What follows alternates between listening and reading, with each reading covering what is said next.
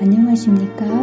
사랑, 희망, 생명을 전하는 복음방송 진리의 뜰입니다. 오늘은 이제 하나님의 나라에 대한 이야기를 해보도록 하겠습니다. 여러분들, 예수님이 이 땅에 오셨을 때 요한이 제일 먼저 선포한 기별이 뭐냐면 이제 예수님의 길을 준비하기 위해서 회개하라 천국이 가까웠느니라 라는 기별을 선포했습니다. 그런데 이제 이 침례 요한이 지난주에 우리가 공부했듯이 감옥에 갇히지 않았습니까? 그 감옥에 잡힌 후에 예수님께서 또 다시 복음을 선포하셨는데 그 복음이 뭐라고요? 때가 찼고 하나님의 나라가 가까웠다라는 하나님의 나라에 대한 이제 기별을 선포합니다. 여러분들, 유대인들에게 있어서 하나님 나라라는 그 기별은 여러분들이 생각하는 그것보다 훨씬 더 간절하고 그들의 마음속에 자나깨나 기다렸던 기별이 바로 하나님 나라의 기별입니다. 왜냐하면요, 유대인들은 BC 600년경에 바벨론에 의해서 나라가 망하지 않았습니까? 나라가 망하고 그 후로는 나라를 찾은 적이 없어요. 잠깐 동안의 마카비 혁명으로 독립을 하긴 했지만 계속해서 바벨론, 페르시아, 헬라 그리고 로마에 이르기까지 600년이 넘는 기간 동안 식민지 지배를 받아온 거예요. 여러분, 우리나라는 몇 년 동안 식민 지배를 받았습니까? 꼴랑 38년이죠. 38년도 참 긴 수욕의 세월이라고 우리는 역사 속에서 얘기합니다. 근데 유대인들은 몇 년이라고요? 600년이 넘는 기간 동안 계속 나라가 바뀌면서 우리는 일본한테 38년 지배를 받지 않았습니까? 그런데 유다는 한 나라가 아니라 나라가 바뀌면서 계속 식민지 지배 아래 있었기 때문에 이들의 마음속에는 자유, 그쵸? 독립에 대한 열망이 굉장히 컸습니다. 그래서 이들은 자나깨나 메시아를 기다렸던 것이 왜 기다렸냐 하면 메시아가 오셔야 하나님 나라가 세워질 것을 알았기 때문에. 그래서 이 요한이 천국이 가까웠다는 기별을 선포했을 때 그들은 엄청나게 그 기별을 열광적으로 받아들였습니다. 그리고 예수님께서도 이 하나님 나라가 왔다라는 기별을 선포했을 때 이들의 마음속에는 새로운 나라에 대한 기대와 희망이 올라왔을까요? 안 올라왔을까요?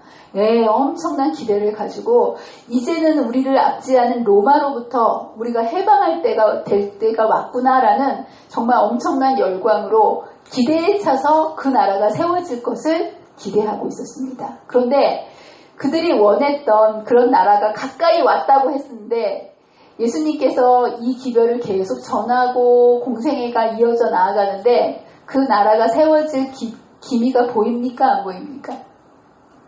그 분명히 가까워왔다는 그 기별을 들었는데도 그런 나라가 세워질 기미가 보이지 않는 거예요. 그래서 이들이 와서 예수님께 질문을 합니다. 예수님, 천국이 가까웠다고 얘기하는데 하나님의 나라가 언제 도대체 임합니까? 그랬더니 예수님께서 뭐라고 대답하십니까? 하나님의 나라는 볼 수 있게 임하는 것이 아니요 또 여기 있다 저기 있다고도 못하리니 하나님의 나라는 어디에 있다라고 정의를 내려주십니까? 너희의 안에 있느니라 라는 그들이 생각하지 못했던 전혀 다른 하나님의 나라를 이야기하는 모습을 보게 됩니다. 여러분들, 유대인들이 생각했던 하나님의 나라는 어떤 나라일까요? 나라는 세 요소가 있지 않습니까? 국민이 있고요, 주권이 있고, 그 다음에 뭐가 있습니까? 영토가 있습니다. 여러분들, 유대인들이 생각했던 하나님의 나라는 어떤 개념이었을까요? 국민하면 하나님 나라 국민이 누구라고 생각했을까요? 이스라엘. 유대인들 자신들이 하나님의 나라의 국민이라고 생각했습니다. 유대 민족주의적인 하나의 우리가 선민이다라는 그것이 굉장히 강했습니다. 그리고 이것은 그들이 생각했던 왕은 로마를 이길 수 있는 힘센 왕을 생각했던 겁니다. 맞습니까? 더 강해야 돼요. 그 나라를 이기기 위해서는. 그리고 그들의 영토는 이 땅에 있는 시간과 공간을 초월하지 못하는 팔레스틴을 중심으로 가나안 땅을 중심으로 했던 이 나라가 하나님의 나라가 세워질 거라는 기대를 수백 년 동안 기대하면서 빨리 그 나라를 일으킬 누가 오기를? 메시아 왕이 오기를 기다리고 있었다는 거예요. 그런데 실제로 하나님의 나라는 하나님께서 세워주시는 예수님이 이 땅에 오셔서 세울 나라는 어떤 나라였습니까? 이런 나라인가요? 네, 어떤 나라였을까요? 하나님의 나라는 단지 유대인들에게 국한된 그런 나라가 아니라 전 인류적인 온 세상을 구원하는, 그죠? 그리고 더 나아가서는 인류뿐만이 아니라 전 우주적인 것들을 포함하는 나라가 하나님의 나라입니다. 맞습니까? 예, 하나님은 온 우주를 통치하시는 분이시기 때문에 사실 하나님의 나라는 이렇게 국한된 나라가 아니라 온 우주, 이 온 인류를 포함하는 것이 하나님의 나라입니다. 그리고 또한 이 주권은 사람들이 얘기하는 힘으로 백성의 피를 흘려서 나라를 세우는 그런 나라가 아니라 자신의 피를 흘려서 백성을 구원하는 하나님의 나라를, 그분을 왕으로 마음속에 모셨을 때 세워지는 나라가 바로 하나님의 나라라는 거예요. 그리고 이 영토는 시공간을 초월합니다. 팔레스틴에 이렇게 그 눈에 보이는 그런 영토가 아니라 우리가 그분을 마음속에 모시는 순간 우리의 마음속에 세워지는 시간과 공간을 초월하는 영적인 나라를 하나님의 나라라고 얘기했고, 이제 그 나라를 세우기 위해서 예수님께서 이 땅에 오신 모습을 보게 됩니다. 그래서 회개하라 천국이 가까워 왔느니라 라고 하는 이 선전포고는요, 유대인들이 생각했던 로마에 대한 선전포고가 아니라 사람의 마음속에 자기가 주인이 돼서 하나님의 왕되심을 거절하고 살아왔던 그 자아에 대한 선전포고를 하러 예수님께서 이 땅에 오신 거예요. 예. 진정한 하나님의 나라는 누가 적인 거예요? 이 사람들은 세상의 나라가 하나님 나라라고 생각했기 때문에 끊임없이 그들의 적을 누구라고 생각했을까요? 자신의 나라를 식민 지배하는 바벨론이라든가 로마라든가 이런 나라가 하나님 나라의 적이라고 생각을 했습니다. 그런데 실제로 하나님의 나라의 적은 이러한 눈에 보이는 인간이 적이 아니라 하나님의 하나님 되심을 거부하게 만드는 사단의 충동을 받는 자기 자아가 주님을 거부하기 때문에 그 자리를 왕 되신 하나님을 내 마음속에서 몰아내는 그 자아가 진정한 적인 것이고, 주님께서는 이 각 사람의 마음속에 있는 하나님을 왕으로 거부하고 삶으로 인해서 많은 죄의 노예가 돼서 살아가고 있는 사람들에게 이 자아를 굴복하고 그 하나님을 받아들이라는 이제 자아에 대한 그것을 선포하는 모습을 보게 됩니다. 그래서 이 하나님의 나라는 여기 있다 저기 있다고도 얘기하는 것이 아니라 그 하나님의 왕되심을 내가 이 순간 내 마음속에 모셔드리면 천국이 어디가 되는 거예요? 내 마음에서부터 바로 시작되는 나라가 하나님의 나라라는 거예요. 하나님이 나의 왕이라고 모시는 순간 하늘에 가서 이 나라가 시작되는 것이 아니라 어디서 시작되는 거라는 거예요? 오늘 이 순간 내 마음속에서 시작되는 나라이기 때문에 이 나라는 너희 안에 있느니라고 얘기하는 모습입니다. 그런데 이제 문제는 이 주님이 억지로 우리의 마음의 왕으로 앉으시지는 않으신다는 거예요. 우리가 선택을 해야 그분이 우리의 왕이 되시는데 죄로 인해서 우리가 그분이 보입니까? 안 보입니까? 보이지 않죠. 하나님의 나라는 우리가 선택해야 그분이 우리의 왕으로 오시는 나라인데 죄로 인해서 우리는 하나님을 바라볼 수 없게 됐습니다. 그래서 예수님께서 이 땅에 오셔서 하나님의 모습을 보여주시면서 진정한 그분의 사랑, 십자가를 통해서 우리를 얼마나 사랑하시는지를 보여주실 때 우리가 그 사랑을 보고 그분을 우리의 왕으로 모셔드릴 수 있는 최고의 사건이 무슨 사건이라는 거예요?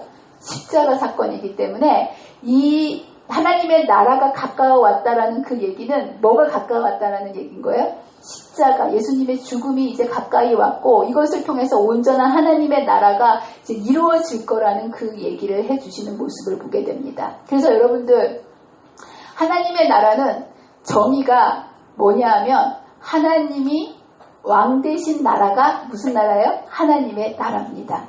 그리고 엄격하게 말하자면 이 하나님의 나라는 두 가지로 나눌 수 있습니다. 뭘까요? 은혜의 왕국과 뭘까요? 영광의 왕국입니다. 예. 그리고 이 왕국의 공통점은 둘 다 누가 왕이라는 거예요?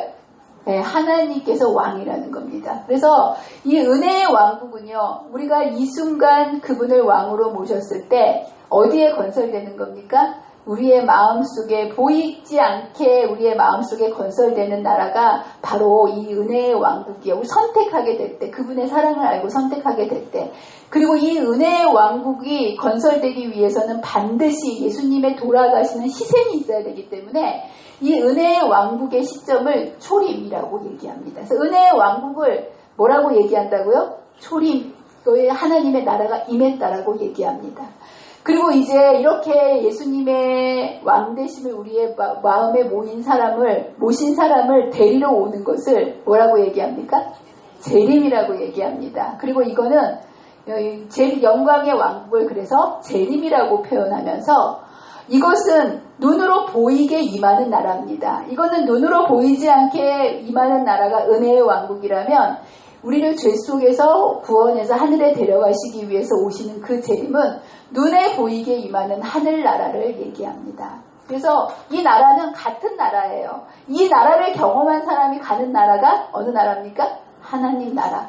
은혜의 왕국을 이 땅에서 경험한 사람이 가는 나라가 바로 이 영광의 왕국이고 둘 다 하나님을 마음 가운데 모셨을 때 그 순간부터 시작되는 나라가 이제 하나님의 나라입니다. 이 나라는 인간의 노력과 공로로 우리가 그 나라 백성이 되는 것이 아니라 은혜로 주시는 나라입니다. 그리고 이 나라는 이분이 우리의 왕이 되신다라는 게 내가 너희를 부려먹겠다라는 그런 것이 아니라 주님은 왜 우리의 왕이 되신다고 나를 왕의 자리에 앉혀달라고 얘기하시는 줄 아십니까? 주님이 왕이 되시는 목적은 간단합니다. 우리를 세상의 왕처럼 군림하고 우리를 부려먹으려고 하시는 것이 아니라 마태복음 20장 28절에 분명히 그분이 오셔서 왕이 되려는 목적을 말씀하십니다. 여기 보면 인자가 온 곳은 섬김을 받으려 함이 아니라 어떻게 하러 오셨다고요? 섬기려 하고 어디까지 섬겼을까요? 자기 목숨을 많은 사람들로 대속물로 주시는 모든 것을 주시고 섬기기 위해서 이 땅에 왕이 되시기 위해서 오셨다라는 거. 이제 그것을 얘기하는 모습을 보게 됩니다. 예. 그렇다면 여러분들 이 나라가 언제 세워지는 건국 시기를 주님께서 알려주셨을까요? 안 알려주셨을까요? 알려주셔야 될까요? 안 알려주셔야 될까요? 예. 갑자기 아무 때나 세워지는 나라가 아닙니다. 왜냐하면 이거는 인류가 알아야지 선택할 수 있는 나라이기 때문에 주님께서는 이 나라가 언제 세워질 것인지에 대해서 분명히 알려주십니다. 아모스 3장 7절에 보면 여호와께서는 자기의 비밀을 그 종 선지자들에게 보이지 않고는 결코 행하심이 없다라고 하셨습니다. 그래서 하나님 나라에 대한 것은 우리의 영원한 운명과 너무나 중요한 엄청난 중요성을 갖고 있기 때문에 초림과 재림의 시기에 대해서 예언을 통해서 언제 이 하나님의 나라가 임하는지에 대한 분명한 시기를 알려주셨다라는 거예요. 예. 그래서 여러분들 이 은혜의 왕국은 어디에다 알려주셨을까요? 예, 여기 보면 다니엘 9장 24절에 보면 예수님께서 언제 이 땅에 초림하실지, 은혜의 왕국을 언제 이루어 가실지에 대한 아주 분명한 이 예언의 시간표를 알려주고 계십니다. 그래서 이 70일에 대한 예언을 주십니다. 70일에. 이거는 뭐에 대한 예언이라고요? 은혜의 왕국, 예수님의 초림에 대한 정확한 시기를 왜냐하면 백성들이 그것을 맞이하고 선택해야 됐기 때문에 알려주셔야 됐던 거예요. 예. 그래서 여기에 보면 다니엘 9장 24절에 내 백성과 내 거룩한 성은 어디를 얘기할까요?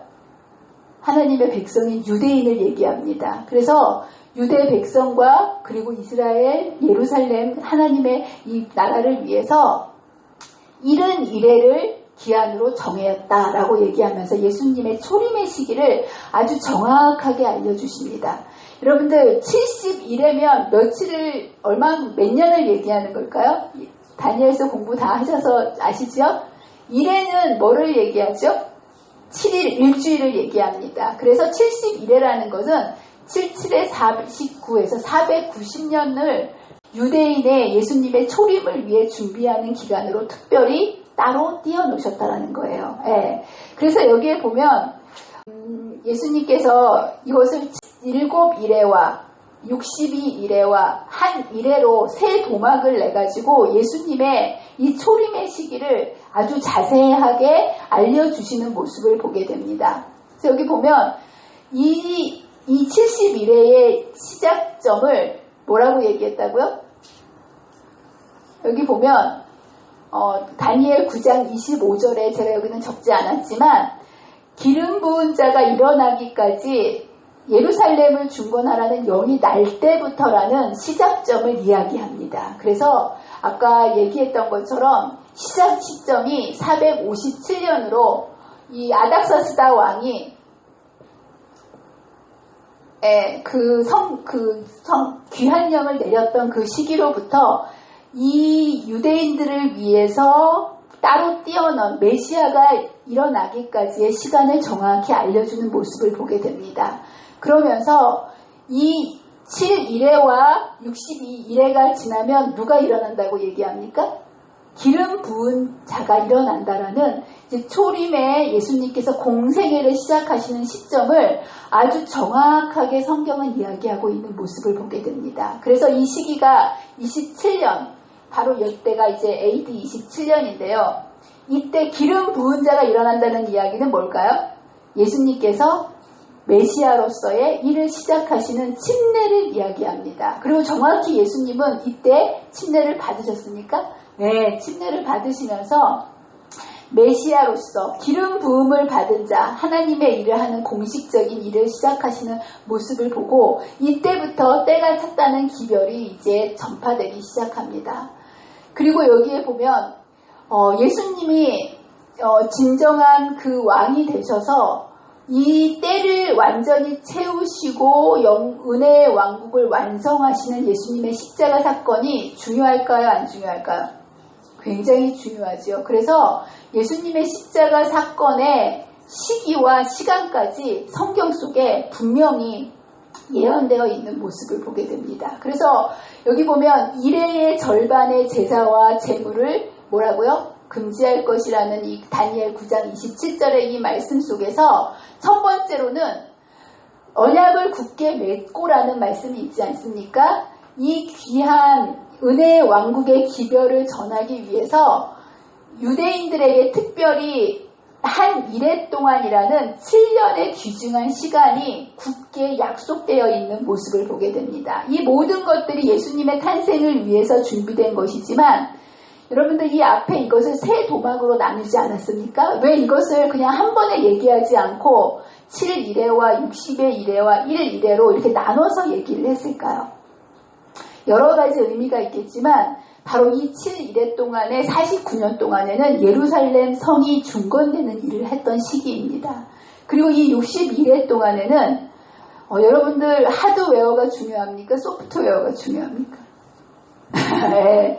성전 건물을 지으는 일도 참 중요하지만 유대인들의 마음속에 메시아를 맞이할 마음의 준비가 중요했기 때문에 굉장히 긴 시간 동안 예수님을 준비할 수 있는 긴 시간을 준비하게 하십니다. 그리고 나서 AD 27년에 이 천국 복음을 유대인들에게 예수님의 탄생과 십자가의 기별, 이 엄청난 복음을, 은혜의 왕국의 이 복음을 유대인들에게 집중적으로 나누는 그 일을 3년 반 동안은 예수님께서 친히 하시고요. 예수님께서 돌아가시고 나서는 누구를 통해서?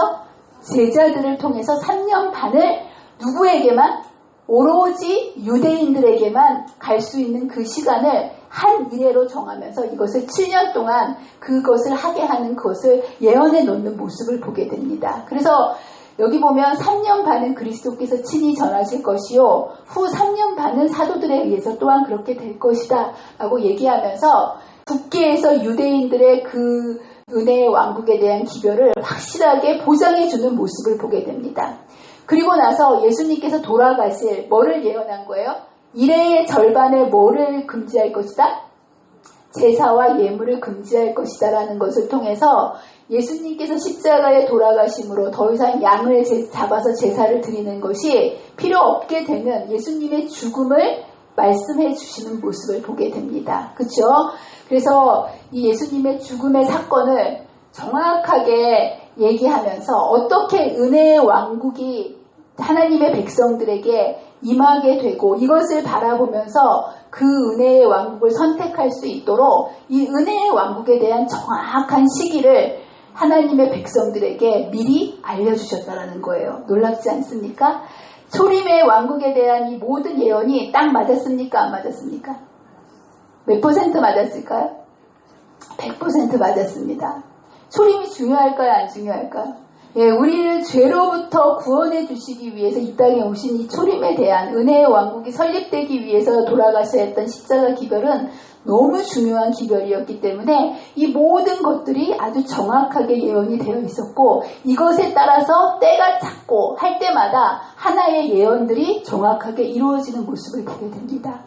여러분, 이 초림이 중요하지만 재림은 더 중요하지 않겠습니까? 재림에 대한 기별도 예언을 해 주셨을까요? 네, 맞습니다.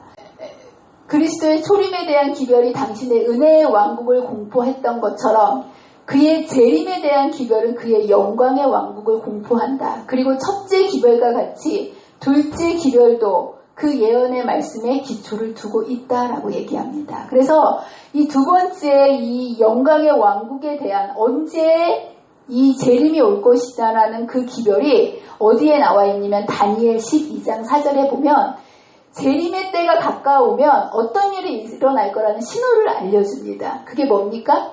사람이 빨리 왕래하며 지식이 더하리라. 여러분들 이 기별이 사실은 그 산업혁명이 될 때까지 인간은 5,800년간을 말의 속도를 넘지 못했습니다. 제일 빨리 가는 속도가 30km였어요. 근데 여러분들 산업혁명으로 인해서 증기기관이 발달되고 여러 가지 계속 기술이 발달되므로 지금은 어떤 시대에 살고 있는 줄 아십니까? 제가 난생 처음으로 지난 여름에 KTX를 탔어요. 근데 별로 생각보다 빠르지 않게 느껴지는데 물어봤더니 300km라고 그러더라고요. 300km. 근데 여러분 그 300km 그렇게 치던 시대를 여러분들이 100년 전만 해도 상상을 했을까요? 못했을까요? 못했다라는 거예요. 5,800년간을 시속 30km로 다니던 인류가 이제 마지막 때가 되었기 때문에 빨리 왕래하는 일이 예언상 이루어지는 모습을 보게 됩니다. 이게 옛날에는 선교사가 이렇게 우리나라에 오려면 석 달, 넉 달 동안 배를 타고 왔어야 돼요. 근데 요즘에는 비행기 속도가 얼만큼인 줄 아십니까? 시속 1000km로 다니는 거. 그거 전투기는 음속으로 다니기 때문에 정말 빨리 왕래한다는 것에 대한 이 기별을 썼던 다니엘은 절대로 이해 못했던 그 일이 마지막 때가 되었을 때 엄청나게 이루어지는 모습을 보게 됩니다. 또 한 가지는 뭐라고요? 지식이 더하리라. 여러분들 이 산업혁명이라는 것이 이렇게 인간의 문명을 확 바꿔버렸는데요.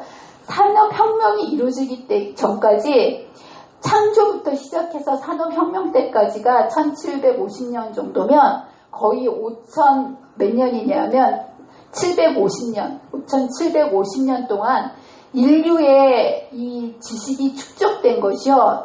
산업혁명을 통해서 종이가 발달되고 인쇄술을 통해서 지식이 분포되기 시작했을 때 이 5750년을 축적해서 생겼던 이 지식이 2배가 되는데 몇 년 걸렸을 것 같으세요? 5700년 걸린 게 종이와 인쇄술로 인해서 150년 만에 2배가 된 거예요. 5700년이 150년. 그리고 나서 점점점 이 지식이 폭발 속도가 엄청나게 늘어나서요. 지금은 인터넷을 통해서 지식의 배가 속도가 18개월 주기로 모든 지식이 2배가 된다라고 얘기합니다. 그리고 과학자들은 앞으로 지식의 증가가 12시간 주기로 지식이 2배로 증가되는 여러분과 제가 사는 시대는요. 알고 싶으면 모든 것을 알 수 있는 시대입니다. 맞습니까? 예, 하다못해 버스 오는 시간도 알고 싶으면 알 수 있는 시대. 예, 네이버에 들어가면 모든 것을 다 전지전능하게 알려주는 지식의 폭발 시대에 살고 있는데, 그것에 대해서 성경이 그런 일이 일어나면 누가 올 때가 가까운 거라는 거예요? 예수님이 올 때. 이거는 아무도 생각하지 못해요. 제가 대학교 다닐 때만 해도 이런 세상이 올 거라는 것을 저는 생각하지 못했었어요. 예, 근데 인터넷과 이 스마트폰을 통해서 정말 폭발적인 이 지식의 증가 시대를 살아가고 있고, 이것은 다시 말해서 예수님의 영광의 왕국에 대한 하나의 재림의 징조라는 겁니다. 두 번째는 마태복음 24장에 나오는 여러 가지 천재지변이 있지 않습니까? 저와 여러분은 요즘 이런 것들을 피부로 느끼고 살지 않습니까? 그렇죠? 이번 여름에 있는 이 더위도 맨날 기상청에서 하는 얘기가 뭐냐면, 기상청 기록 이후로 최고라고 맨날 그 기록을 경신하지 않습니까? 그런 걸 보면서 우리는 때를 분별할 줄 알아야 됩니다. 마태복음 24장에 나오는 모든 재림의 징조가 지금 우리가 살고 있는 이 시대에 계속 일어나고 있다는 거. 그리고 이제 정확한 시기를 말씀해 주셨는데, 그게 뭐라는 거예요?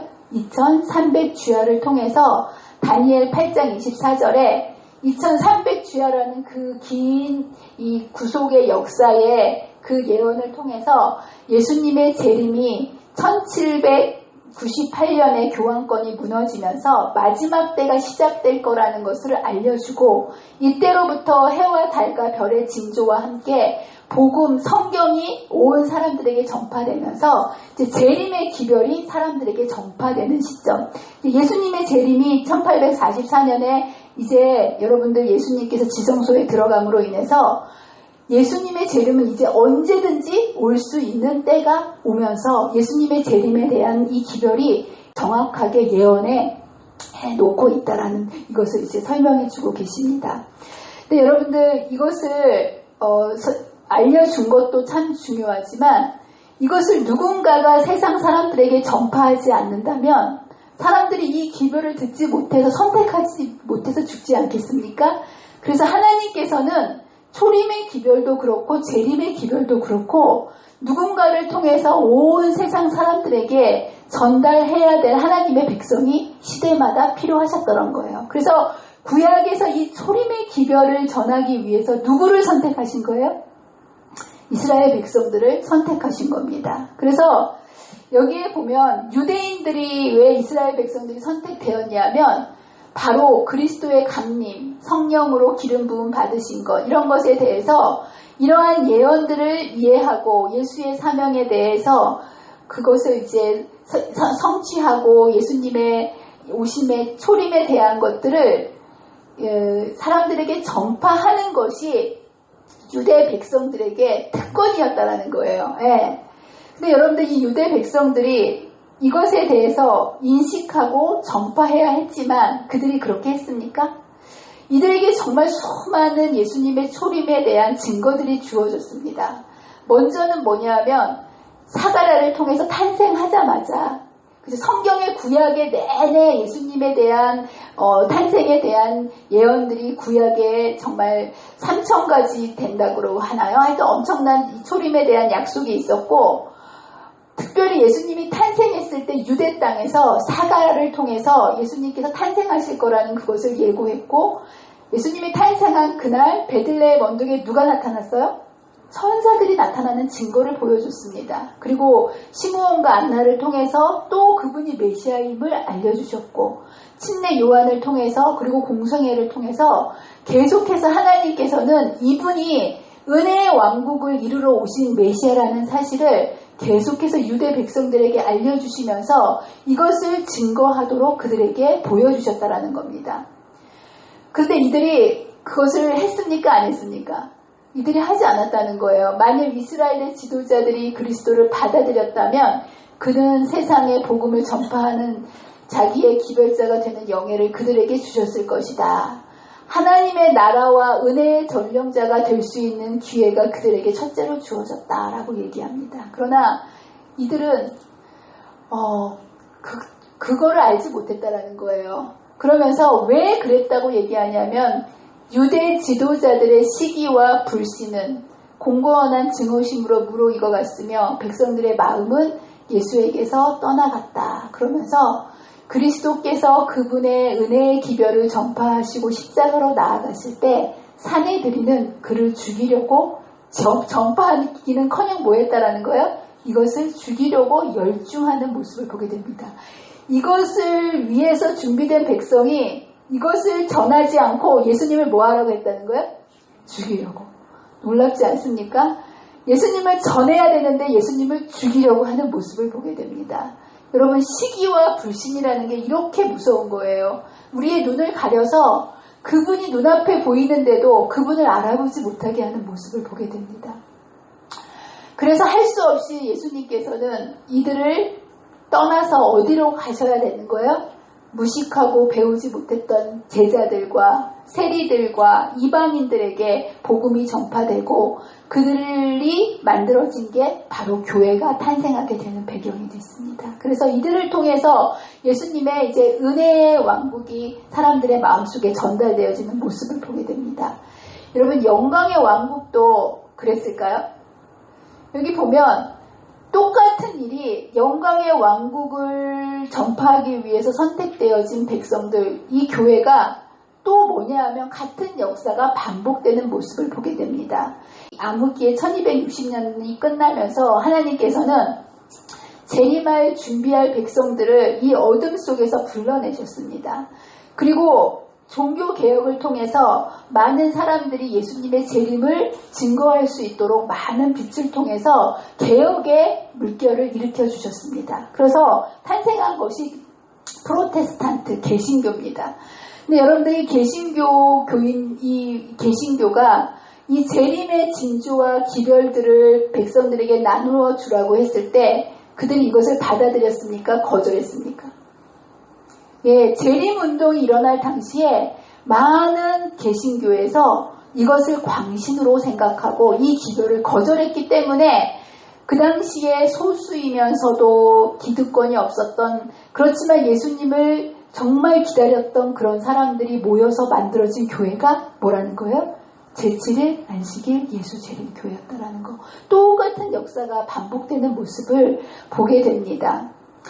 여러분들, 이들이 왜 이러한 놀라운 기별, 특권 아닙니까? 이거를 세상에 전파하는 것은 정말 놀라운 특별한 이게 그 기회였고, 그랬음에도 불구하고 왜 은혜의 왕국을 선포했던 유대인들과 영광의 왕국을 선포해야 됐던 개신교들의 많은 하나님의 백성들이 이 기별을, 이 특권을 전하는 것을, 이 기별을 전하는 특권을 거절했냐 하면 여기에 뭐라고 되어 있습니까? 이유가 첫 번째로 말씀을 오해했다라는 거예요. 예. 유대인들은 메시아를 어떻게 생각했다라는 거예요?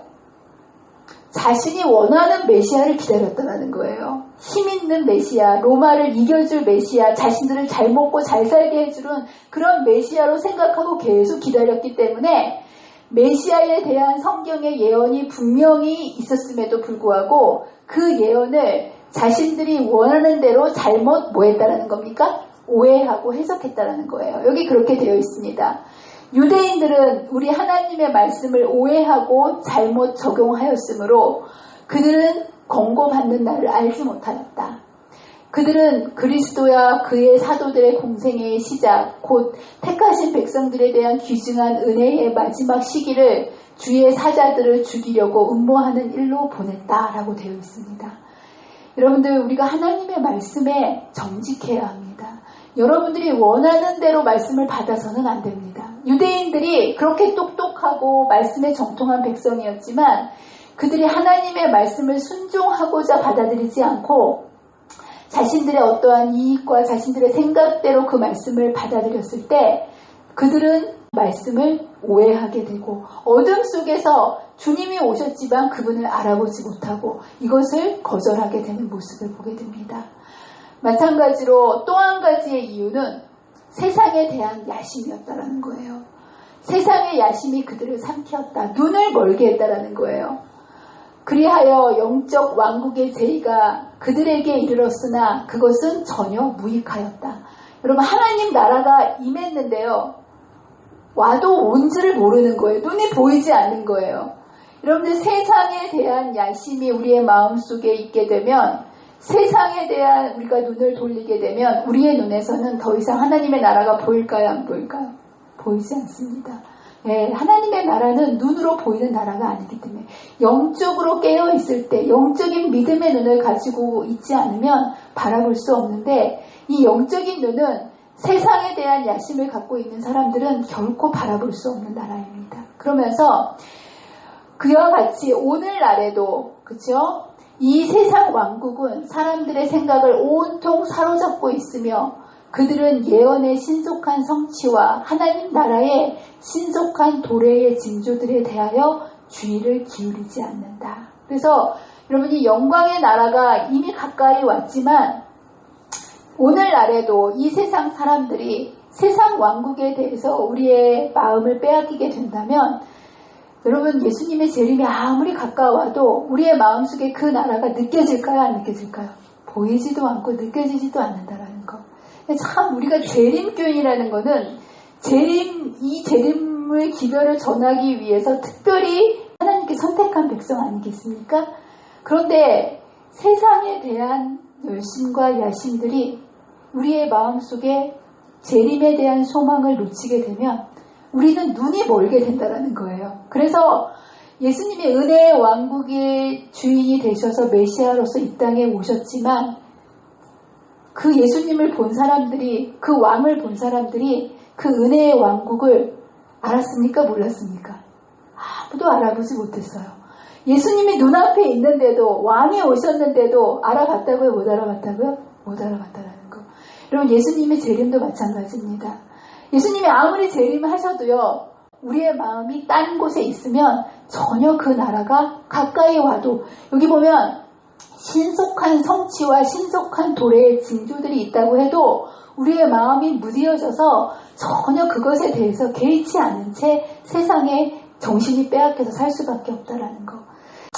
여러분들 은혜의 왕국을 선포했던 유대의 지도자들에게 기회를 주셨지만 그들이 원했던 메시아가 아니었고 그렇죠? 그들은 자신들이 원했던 그 메시아를 갈망했고 하나님의 나라보다는 세상 나라의 정신을 빼앗겨서 그들의 마음에 예수님을 모시기를 거절했기 때문에 결국 이 천국의 은혜의 왕국의 복음을 무식하고 연약한 그 제자들과 이방 사람들에 의해서 이 복음이 전파되었던 것처럼 영광의 나라의 이 왕국에 대한 이 사역도 이 마지막 때가 가까웠음을 아는 재림의 징조, 그쵸? 아까 그런 여러 가지 재림의 징조를 통해서 하나님의 백성들에게 알려주셨지만 이 당시에 많은 이 개신교인들은 이러한 것들에 대한 자신들이 원했던 그러한 하나님의 나라에 대한 아직도 아니라는 그러한 생각들 때문에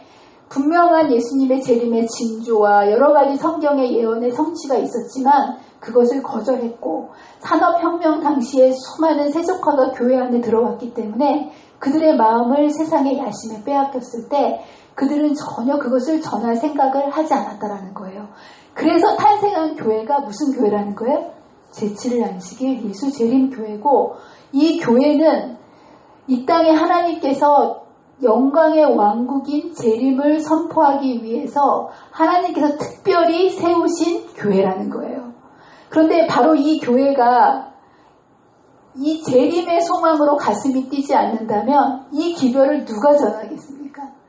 여러분의 마음속에 예수님의 재림에 대한 희망과 갈망으로 가슴이 뛰십니까? 저는 어렸을 때 제가 결혼하기 전에 예수님이 온다고 그렇게 느끼고 살았어요. 정말이에요. 예. 그래서 저희 부모님들은 시골 생활도 들어가셨고 제 삶의 초점을 예수님께서 오실 건데 이런 생각을 늘 가지고 살았던 것 같아요. 그런데 그때보다 지금 예수님의 재림이 더 가까이 왔습니까? 예. 근데 우리 재림 성도임에도 불구하고 그러면 여러분의 마음속에 이런 재림에 대한 간절한 기대와 재림의 소망이 오늘 여러분의 마음속에 있으십니까? 아멘을 아무도 못하시네. 예. 여러분들 이 재림 신앙을 회복하셔야 됩니다. 재림의 신앙이라는 것은 어떤 신앙이냐면 내가 살아서 예수님을 맞이한다라는 신앙입니다. 내가 살아서 예수님을 꼭 내 시가 살았을 때 맞이한다라는 여러분 신앙을 갖게 되면 여러분의 삶이 달라집니다. 여러분 이 재림신앙은요. 마지막 때 사는 사람들이 갖고 있는 그런 신앙이 아니고요. 교회가 탄생할 때부터 예수님께서 제자들에게 뭐라고 하고 가셨어요? 내가 다시 곧 오리라. 그렇죠? 예. 여러분들 제자들이 그렇게 힘들고 많은 핍박과 이 순교의 자리에 나가면서도 그들이 두려움 없이 나갔었던 이유가 뭘까요? 재림의 소망입니다. 재림을 통해서 예수님께서 오시고 나는 다시 살 거라는 그 소망이 있었기 때문에 그들은 죽음을 두려워하지 않고 가난과 핍박과 죽음을 무릅쓰고 이 신앙을 지켜냈던 거예요. 어떤 환난 속에서도 믿음을 놓지 않고 흔들리지 않고 타협하지 않고 이 길을 갈 수 있었던 것은 내가 살아서 누구를 맞이하기 위해서? 예수님을 맞이하기 위해서. 네. 그래서 여러분들 우리가 지금 예수님을 내가 살아서 맞이한다는 이 신앙이 여러분의 마음속에 없으면 우리의 신앙은 죽은 신앙이 되고 맙니다. 언젠가 오실 거를 막연한 그 기대를 가지고 우리의 매일매일의 삶이 주님을 준비할 수 있겠습니까? 그래서 여러분들, 여러분의 이 신앙이 재림을 준비하기 위해서 특별한 백성으로 선택하신 우리의 마음속에 우리가 이 신앙을 회복해야 되는데 누가복음 21장에 이런 말씀이 있습니다. 너희는 스스로 조심하라. 조심하라는 거예요. 여러분들 그냥 가만히 있으면 저절로 재림의 신앙이 유지되는 게 아니라는 거예요. 그렇지 않으면 방탕함과 술 취함과 생활의 염려로 여러분 수많은 염려들이 우리로 하여금 재림의 소망을 놓치게 합니다. 그래서 우리의 마음이 어떻게 된다는 거예요? 둔해지는 거예요. 마음이 전에 예수님이 오실 것 같은 그 마음이 다 사라져 버리고요. 둔해지게 되는 거예요. 그러면서 어떻게 된다는 거예요? 뜻밖의 그날이 덕과 같이 너희에게 임하리라. 이 날은 온 지구상에 거하는 모든 사람에게 어떻게 된다고요? 임하리라 라고 말씀하십니다. 이러므로 너희는 장차 올 이 모든 일을 능히 피하고 인자 앞에 서도록 이것을 가능하게 해주는 게 뭐라고 되어 있습니까? 항상 기도하는 거. 여러분 쉬지 말고 기도해야 되는 이유가 우리가 기도를 쉬게 되면 여러분 이 기도라는 거는 정말 중요합니다. 그래서 기도를 뭐라고 표현하냐면 영혼의 호흡이라고 얘기합니다. 여러분 사람은 먹지 않고 40일 정도로 살 수 있습니다. 근데 여러분 숨 쉬지 않으면 얼만큼 살 수 있습니까? 3분 정도 숨이 이게 산소가 뇌에 공급되지 않으면 사람은 죽습니다.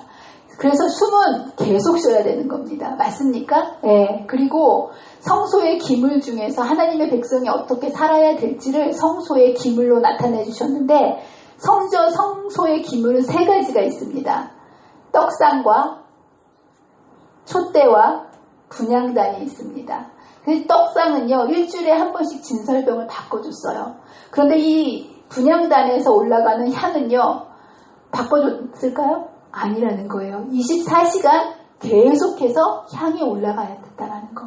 이것은 뭐냐 하면 성도들은 기도를 멈춰서는 안 된다는 것을 얘기합니다. 그래서 여러분들 이 날은 덕과 같이 올 것인데 여러분이 그날 기쁨으로 주님을 영접하기 위해서는 항상 기도하며 정말 쉬지 않고 계속해서 여러분의 삶의 걸음걸음마다 주님과 교통하는 삶을 통해서 깨어있는 삶 이것만이 저와 여러분이 그날을 영광스럽게 맞이할 수 있는 하나님의 백성으로 준비하게 만드실 것이고요. 이것을 통해서 우리의 삶이 세상 속에서 주님의 재림을 삶으로 전하는 삶으로 우리 삶에서 하나님의 나라가 경험되어진다는 거. 그래서 여러분들 우리가 할 수 있는 일은 아무것도 없습니다. 그렇지 않습니까? 우리가 죄인으로서 뭐를 할 수 있겠습니까?